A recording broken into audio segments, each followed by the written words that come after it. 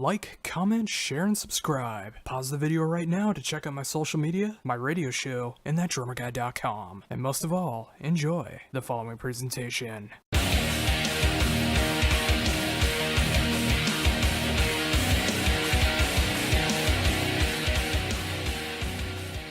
Hello? Hey, how's it going?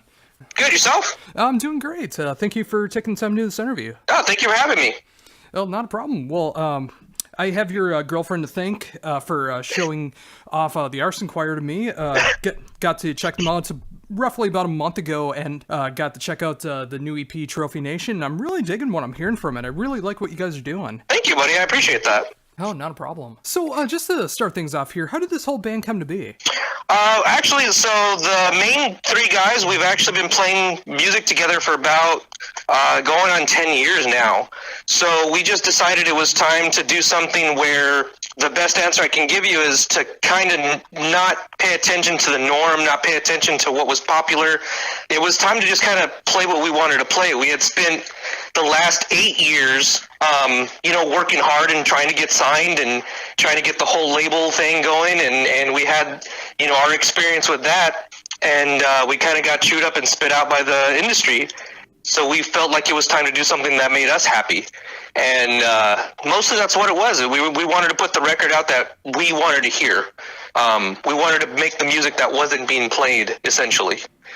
Yeah, and I think that's a great way to go about that, too. I mean, having that musical integrity, playing the music that you want to play, writing what you want to write, I mean, that's much more rewarding than trying to, pander to what you think that people want. Yeah, for sure. So, when it came to that, when did it start to feel like you were going on the right path with the music that you were making now?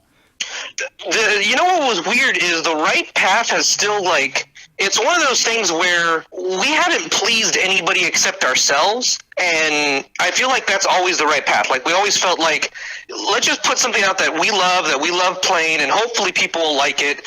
And what ended up happening is every couple of shows, they keep going, dude, this is really good. You guys do a good job live. We have a very energetic show. Our music is not, what's out here. A lot of what's out here, we tend to hear the same bands over and over and over again. So when we kind of stepped out on the scene, a lot of people just kind of went, oh, this is different. I don't get this, but I don't hate it either. So we just kept going from there. Yeah, and again, I think that's so important. I mean, you got to make yourself happy when you're making music, because if you start writing music that you don't enjoy, you're not going to last long. Mm-hmm. I totally agree with you, especially there's so many bands that are doing that. There's so many bands that are writing for, their audience, and that's cool. I totally not hating on that at all. You guys want to write for your audience, that's absolutely understandable. That puts, money in your pocket and food on your table. We just don't. There's not a long answer to that. We just don't cater to anyone except ourselves, and hopefully you like it. If you don't, I mean, that's cool. And so with that, I mean, how did the songwriting come to be for Trophy Nation? I mean, how did everything come to be with it? There's no, super complicated, we didn't email each other back and forth. I just sit in my room and come up with guitar riffs, take it to our drummer Kevin, and usually he's the one that's he'll tell me if it's good or not, and if it's good, we'll go forward. If it's not, we'll throw it in the trash. Most of the time that conversation is I don't know what you're doing, so I can't play to that. I come up with some really odd riffs, and sometimes they work, and a lot of the times they don't. Yeah, I totally know what that's like. Now, previous band that I was in, there was a song that was written in 1912 that I had to try to wrap my mind around, and it was really hard to figure out. So I can see how that happens from time to time. For sure, yeah. I've never heard of 1912. That's awesome. Yeah, it was this cool 3/4 over 5/7 kind of thing. It was a really cool idea. I mean, it comes off cool when you get it right, but it takes a long time to be able to pull that off. I'm definitely sticking that in my metronome and trying that later. So with that, I mean, when you are able to collaborate with that and, deciding if riffs are good or not, when it comes to the new album, how much have the songs changed from, the original idea that you had to the final product? Wow, that's a really good question. I would think that as much as I would like to say that the songs are 100% intact and that's the idea that came out, I'd like to say that organically in the studio, in revisions, in demoing, I would say things changed maybe here and there. I would give or take 10% about what is on the record probably changed from the initial idea to what eventually made it to the record. I wouldn't say there was a ton of changes. I would say there were alterations. I would say like we have to change a chord, or a line just doesn't fit, or a vocal line feels better over this kind of feel, like a roll here and there. But I would say for the most part, what you hear is the song from initial conception to final recording. Yeah, that's definitely a good way to go about that, too. I mean, sometimes, like, a certain chord or a certain progression always needs to be changed, even though it sounds cool. Like, if you are able to change it up a little bit, it flows so much better. Well, and then, like, I'm a gear nerd. Like, I'm an absolute gear nerd, so sometimes I'll pick up a chord, and it sounds really good in my brain, and it sounds really good on the guitar by itself, and it sounds huge in my amp, and then you put it with the band, that note just is ringing weird. It's overpowering the vocals. The other guitar line has nowhere to fit. So there's those little minuscule things that you don't hear until you get to the studio, where you're like, okay, things have to change just because I know you like this line, I know you like what you're doing, but it has to make sense for the song.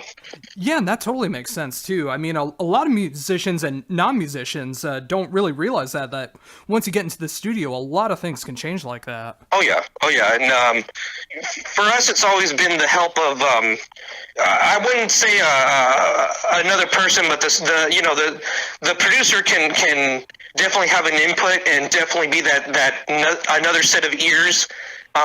Where you hear with the rest of your bandmates for however long you're playing these songs, and could be up to 5-6 months before you even hit the studio, and you're accustomed to that feel, you're accustomed to the way that flows, and then another person steps in and goes, "What are you guys, like, crazy? Like, this makes no sense. You can't do that." And then you either shoot it down or you don't.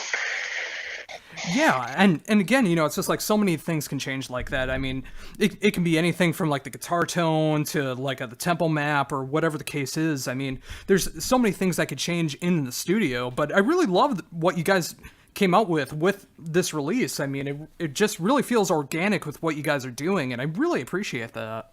Oh, thank you, dude. I appreciate the praise. We really were going for something where it needed to sound raw. It needed to sound natural. It needed to sound like what we do on stage. And I mean, we could have a whole conversation on how that was a arduous process, especially being out here in California, and specifically in Southern California. As many studios as there's a lot of studios that run a certain way and want things a certain way, and that totally works for them. It was a journey to really find what worked for us. Yeah, and there's no simple answer when it comes to that either, and that can change with the next album too. Like what works here might change with the next release. Oh, absolutely. So with that in mind, like when you have these songs for the new record, how is that transition when it's going into live? We try to make sure that whatever we track, we can play live. That's the best way I can kind of convey what we do. If you can't play it live, then we kind of don't do it.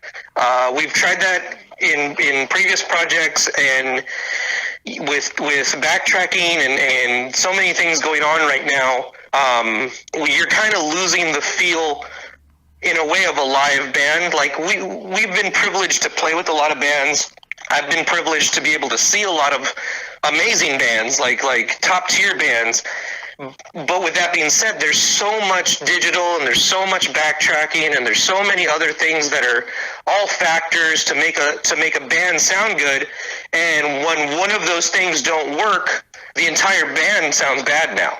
So we've kind of made it a point to where if we do it in the studio, it's because we can do it live. There's no corners cut, there's no extra fluff. It's the band, and that's it.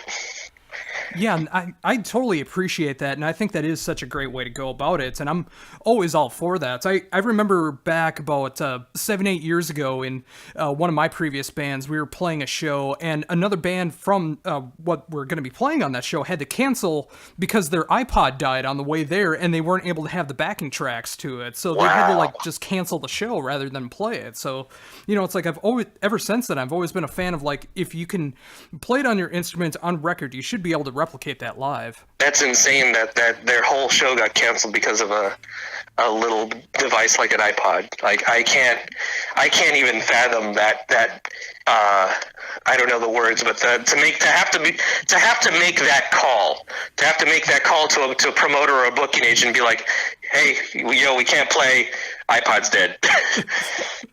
Yeah, and it was funny because like I think they were all set up on stage and then they went to plug in the iPod and it died. Yeah, I mean, like I said, at that point you're on stage already, everything's set up. Like you got to be able to pull off something. Especially if you're like a lot of these bands, you're driving 3, 4, 5 hours at a time to play for $50. You got to pull something off, man. Yeah, absolutely. So with the scene over that way, I mean, how do you guys gel with the other bands that you do shows with? So here's the good thing about being, I don't want to say older, but compared to a lot of the guys coming up, we're just old in the scene. We've been around a long time. I've been playing shows since 13, 14, so I've been around the scene a long time. The good thing is we no longer have a need for competition. We don't want to fight for spots or fight another band for popularity or fight for fans. We're very much supportive. We love our friends. We love the bands that we play with. We try our best to make friends because at the end of the day, like, we try to just do what we enjoy, and part of enjoying it was being in the scene in a community, not just a scene. Like there's a sense of community that was lost over here for a long time, and we're doing our best to try to reestablish that. So as far as relationships with other bands, we promote, we push other bands. If there's an opportunity that we get, we make sure that hey, is there any room for this band? Is there a chance that we can get this band on with us? When I get online, if there's somebody that's putting together a Spotify list, I try to make sure that my band, my friend's band, my out-of-state friends, like, they're all on that list. Outside of that, I think the relationship is getting better between bands. I think what's holding the scene kind of hard right now is the relationship between bands and promoters or bands and venues. It's very hard to continue. It's very hard to stay a band out here just because of the cost and the cost to play, the cost of pay to play, which is, like I said, a whole other thing that we can talk about like next time. Oh yeah, and that's the same thing here over in Minnesota. I mean, a lot of those same problems with either the competition or the promoters or whatever the case is. I mean, there's so many things that can distract a band from being able to just want to go out and play the music that they enjoy live. I mean, there's so many things that can go into it, but the fact that you guys are able to get to that point where you're making the music you want to make, you're playing the shows that you want to play, you're supporting the bands that you want to support. I mean, that's a great thing to see. Thank you. I appreciate that. We don't take it as it's just something we have to do. Like, it's something you have to do if you want to keep music going. There's so many other outlets right now, and there's so many other ways to see music and hear music that the live experience is starting to get a little lost. Obviously, for signed bands, for larger bands, the audience is there. For lower to mid-tier bands, you have to establish your audience, and then you have to give them a reason to keep coming out every time that you play, every month or other month or however many times you play. You got to give them a reason to keep coming back.